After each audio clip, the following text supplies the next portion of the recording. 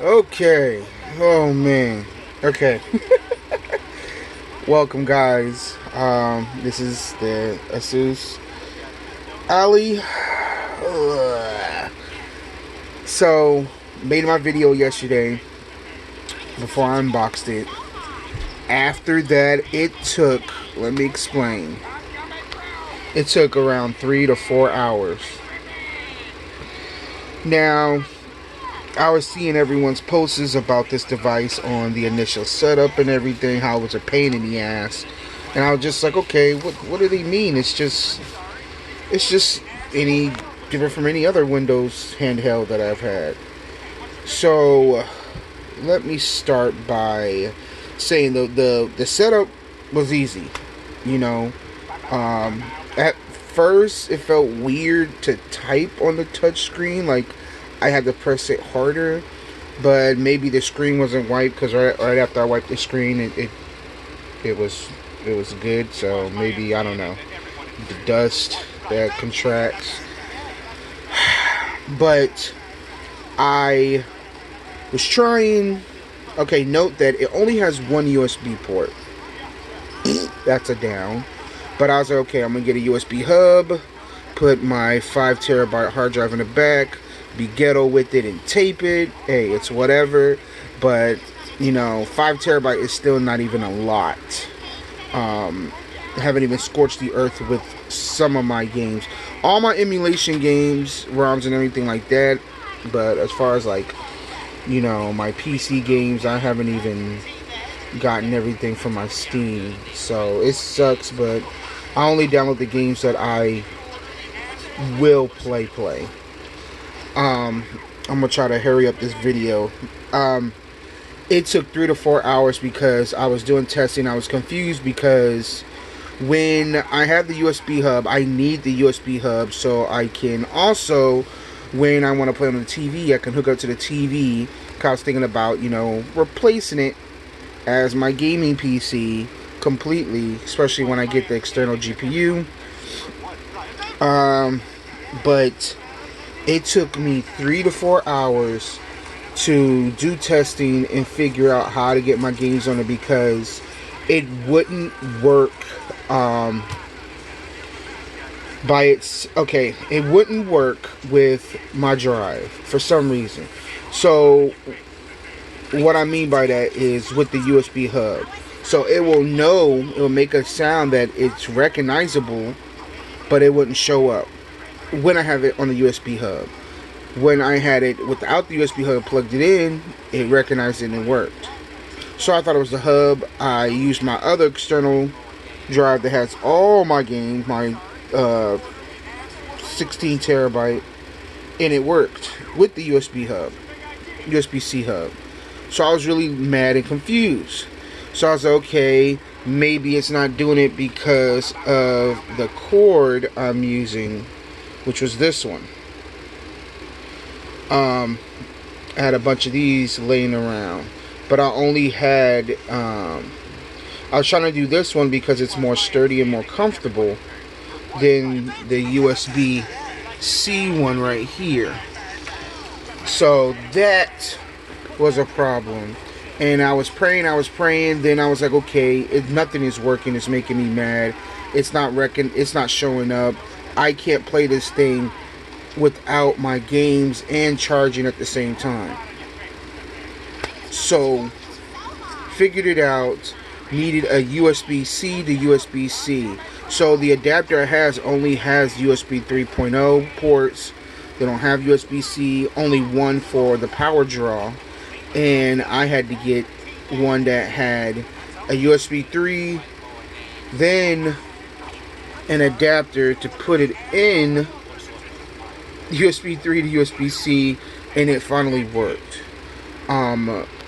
That I never dealt with that before. I have had many devices work perfectly and flawlessly with both. That was a downer. Another one is, and I think this was my fault, but on RetroArch, it was recognizing the controller as a keyboard, even though I switched it to controller mode. At first I didn't know what I was doing because I wasn't familiar with the way you switch it from keyboard to controller mode.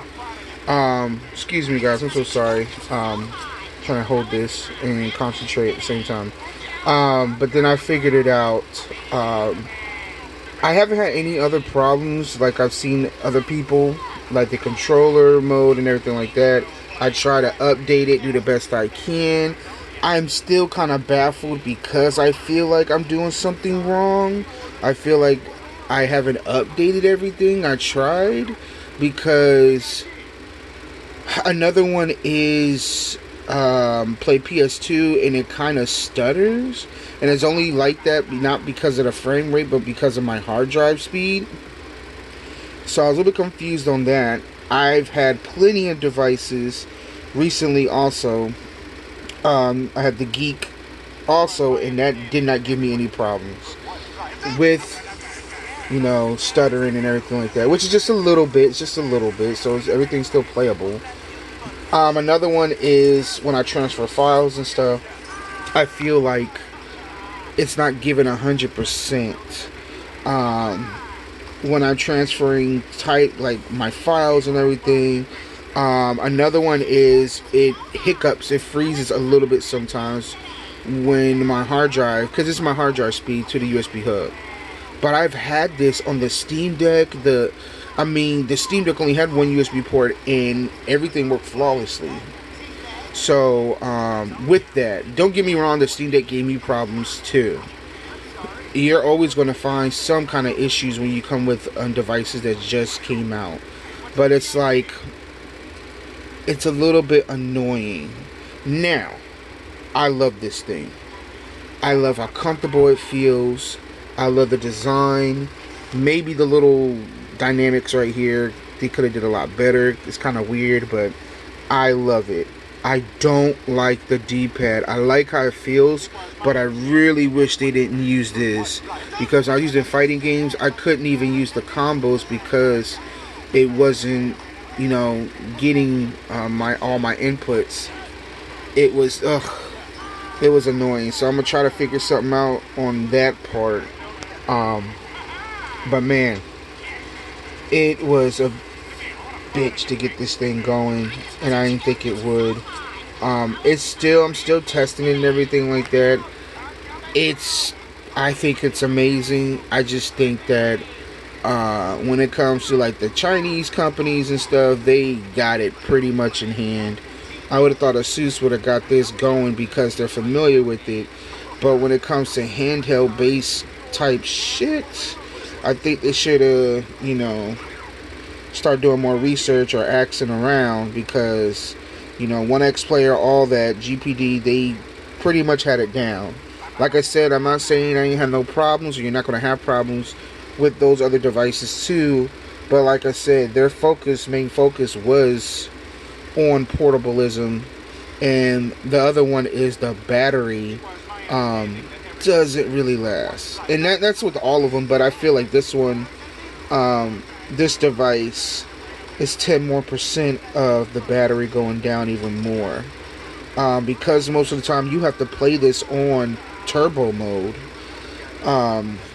you know, or performance mode. So yep, I will be putting videos up. There is something that just blew my mind. When I played Mortal Kombat versus DC, this thing was 120 frame rates per second, and it was so fast it wouldn't slow down. Like, the game was fast as hell. And I mean, the game went fast like it was on a speed fast. I still figuring out this thing, but I had to dumb it down to silent mode for it to go to 60 frames, between 57 to 60 frames. And I will show you, but I have never seen that before, and I was like, wow, I love this. I'm trying to give it a chance. So far, I just think it needs more work with the OS, with Windows, and with compatibilism with Windows. Yes. So because I'm used to making the profiles from Windows itself with high performance. I'm not used to, their own thing on here, and I just think it needs to be optimized a little bit better. The sound is off the chain. Look out! I'm coming through! Exactly. So, yeah, guys. Hopefully this thing will satisfy my needs. I will put many other videos up of try to do emulation in some of the PC games I have. Alright, guys. Like, subscribe. Let me know what's good. Have a good day.